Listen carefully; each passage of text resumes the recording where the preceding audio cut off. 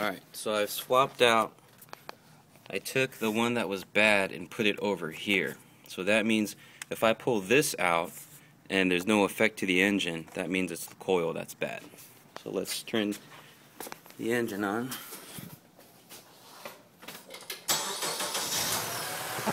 Okay. So I believe it's this coil that's bad. Let's see. I'm going to unplug it. Okay, so it's unplugged, and you notice there's no change. Let's go test this one.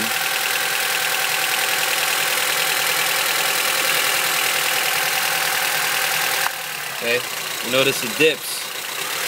So that means everything else in this cylinder is fine. It's probably this coil. So I'm going to pull it out. Luckily we have a new one for you here. This one.